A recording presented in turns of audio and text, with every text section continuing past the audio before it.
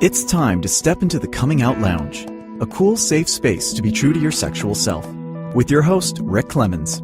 Rick has helped hundreds of people come out of the closet, and now each week he's bringing you cool insights for loving and accepting yourself, boosting your self-confidence, and living a guilt-free, purpose-filled life on the other side of the closet doors. Cuddle up with yourself and get ready for heartwarming coming out stories, ideas for living authentically, and tips for being fully self-expressed. Now here's your host, Coming Out Coach Rick.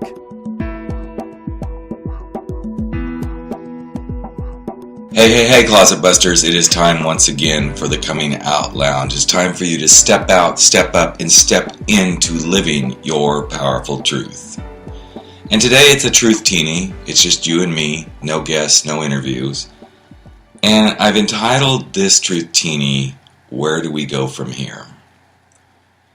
There's no surprise that this has been a powerful week here in America and across the globe. And I felt really compelled to step in, as many other people are doing, thousands and millions of people of sharing their own feelings and perspectives. And I'm not going to necessarily go the direction I don't believe that a lot of people are going, but some people have gone the direction I'm going to go. And I just want to have a dialogue, even though that's kind of silly to say because it's just going to be me talking. But I hope that in some way, shape, and form, what I share today might open up some of you to reaching out to me and emailing me or calling and leaving some voicemails about what you're feeling and how I might be able to support you. Because you see, to me, to this week, the world changed, just like it does every week. But the only difference was this week America changed when it voted for a new president.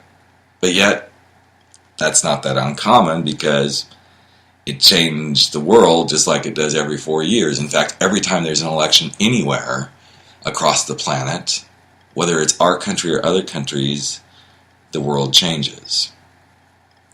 And regardless of how you or I individually may feel right now because our candidate won or lost, the fact remains. The fact remains that this week the world changed. Just like it does each and every week, each and every day, each and every hour, and each and every moment. So now the real question for me, and that I'm going to challenge you to also think about, is how do we show up with this change? Now don't get me wrong, I'm not happy by any stretch of the imagination, nor am I okay with what just happened. Because see now, for the first time as a gay man, I'm really feeling like I'm living in uncertainty. But that's not really that different from any other day either, because each day we wake up and we live with uncertainty. And we still survive. So, yes, am I concerned? Of course I am. There's a resounding yes to that question.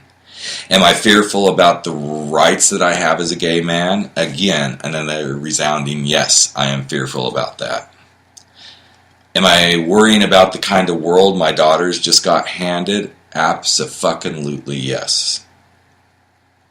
Do I cringe each time I'm walking down the street right now? And I was doing this before the election, but as I walk around the streets of my own city here and I run into African American and Hispanic and Muslim individuals that live in my neighborhoods and in my city, I can't help but wonder, what are they feeling? Do I feel that? Yes. But through it all, I also see that a huge population of our nation in America, they just came out of the closet. They just came out of the closet to say, I'm no longer going to hide who I am, my values, or my beliefs. And regardless of the closets that they just came out of, you have to hand it to them. They spoke their truth. From homophobes to xenophobes to racists to the misogynists, they all spoke their truth, and we can blame it all on them. But I'm going to ask you to not do that, because they're not the only ones who voted for this change. And amongst all those who voted, not all of them are homophobes, xenophobes, racists, or misogynists. What they voted for, we may feel like that's what they just voted for, but I'm going to ask you to give some compassion, as I'm asking myself to give some compassion about that as well. Those who voted, some of them were simply tired of what they feel was the same old, And they decided they were going to come out and say, I'm no longer going to stand for the same old, same old. And they prevailed. Now, those of us who feel like we just got our asses handed to us on a platter, all our personal rights just potentially on the chopping block, we need to take a step even further out of our closets. And I'm not insinuating that you're hiding, but I'm saying we all have these closets. I'm a gay man and I'm out and I'm proud, but I'm wondering how much more I need to be more out and open and sharing who I am. This is not a time to hide, nor is it a time to back down. And on the other hand, this is not a time to be what we see on the other side of the fence. It's not a time to be hateful and misinformed, fear-mongering, or become those kind of rebels. It's time for each of us to take a stand. To take a stand with confidence, to stand in our uniqueness, and to say, fuck it, this is me. They did it. They found a path to their confidence. Those who put our new president in office. They showed their uniqueness. Whether we agree with it or not, they did it.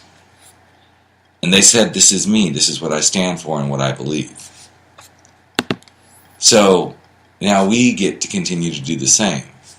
We get to say, this is who I am, this is what I stand for, and this is what I believe.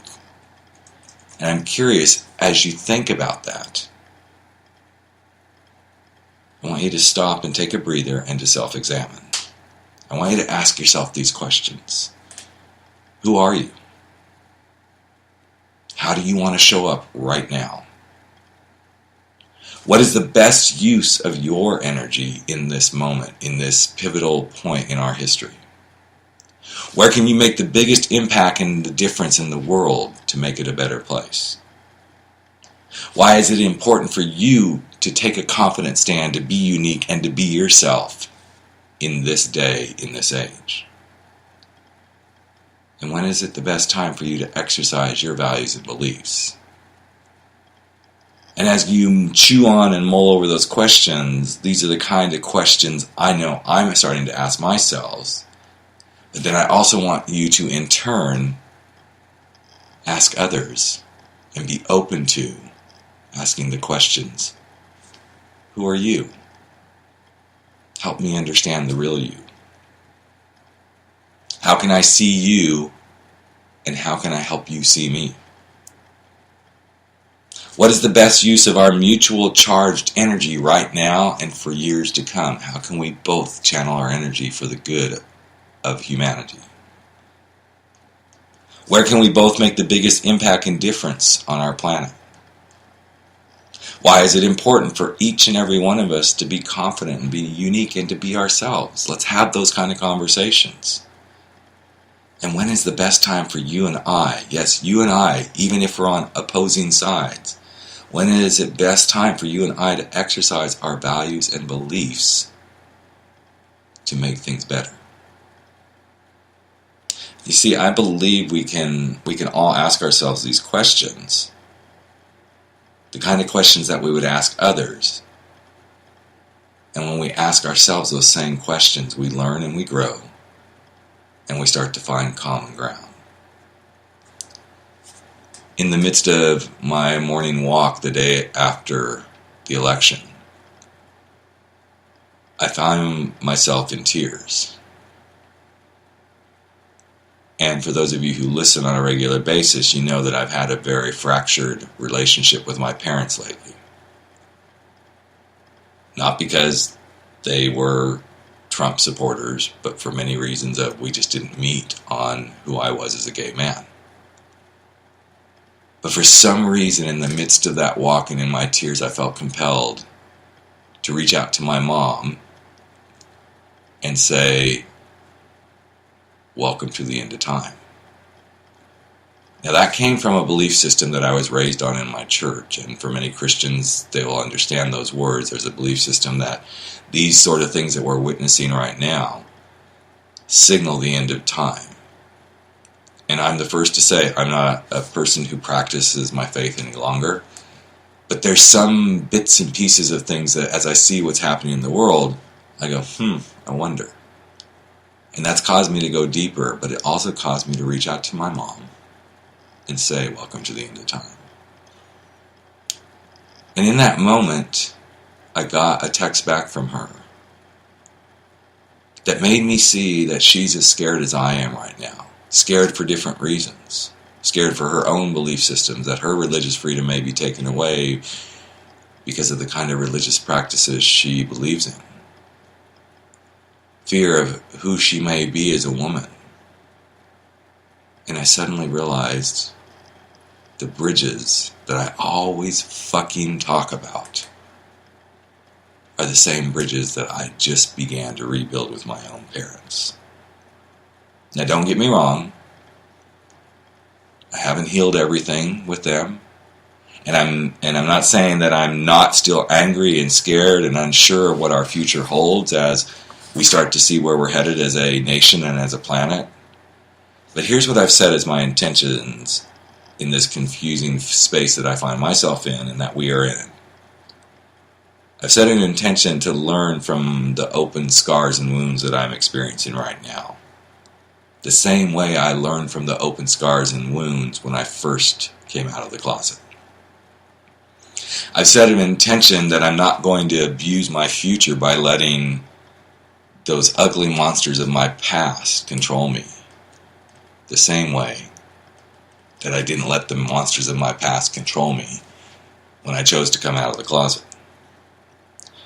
I'm also refusing to let the ugly shame and fear lock me back in any kind of closet. Yeah, it'd be really easy right now to go run into a closet and go, okay, I'm going to back off. I'm not going to be that voice that's out there that people really know that, you know, Rick is a gay man and he's talking about these things and he's trying to bring forward ideas of let's all be unique and love each other and care and let the confidence to be yourself be there. And I know this can be really scary places to go. But I'm refusing to let those kind of shame and fear thoughts lock me back in a closet because I've already been through the closet door once and I don't want to go back in there again. So instead, what I'm choosing is to take some lessons from the playbook that has been this presidential election that we've all witnessed. And I'm slapping myself upside the fucking head. I'm slapping myself every time I feel my irrational self becoming my rational self. Because irrational acts are not rational. I'm going to keep slapping myself upside the head every time I speak before I think. I'm going to slap myself upside the head every time I judge without asking, wait, tell me more before I make that judgment call. And I'm going to slap myself upside the head every time I react instead of pausing and pushing the pause button on the action before I act. I'm also going to slap myself upside the head every time I blindly say, this is my truth, before I double check that what I'm saying is my truth is really my truth. I guess in essence what I'm saying is I'm trying, and that's the key word, I'm trying. I'm not perfect, I'm not without faults, but I'm going to try to really say, where's my contribution going to be, even at a deeper level right now? Where can I contribute more at a deeper level to the world becoming a more loving, inclusive, conscious planet? The bottom line is, yes, I'm still gay. I'm still a dad. I'm still a husband. I'm still married to my husband. I'm still a guy trying to make a difference. And I'm still going to fuck it up probably every chance I get. But one thing I'm committing to today is to never go back into the closet, no matter how afraid I am. That's what that election, this presidential election, has shown me. And what this outcome has shown me is I'm still committed to never going back in closets. You see, I feel like there's a lot of closet doors opening up right now that we could all go hide in. But that doesn't solve a thing. Instead, what I want to do is invite each and every one of you to go explore the closets. Your closets, others' closets. Whether you're of like mind or not, I want you to give room to go explore the darkness of closets that we all hide in. Because I believe that through those invitations to go explore each other's closets, we begin to invite each other out of the darkness and into the light, and towards a humanity of inclusion, love, diversity. So right now, what I want to say is, I hope many blessings for our planet and our humanity. And for you, I want you to, each and every one of you, no matter where you are, whether you're hiding in a closet of your sexual orientation or fear of coming out to say, I don't want to be in this job, or I want to be out of this relationship, or maybe you're hiding in a closet that I'm really, really scared about what just transpired in our American election. I want to challenge you right now to go be you, to get out there and be confident, to be unique, and be you, while also allowing others to be the same. Because when we can do that, we can tilt the planet with love. And when we can do that, we can truly make a difference. Be blessed and be well. And I'll catch you real soon here again on the Coming Out Lounge. You've just experienced the Coming Out Lounge. Go online to www.comingoutlounge.com to learn more, and tune in again next week for more stories and tips for being true to yourself.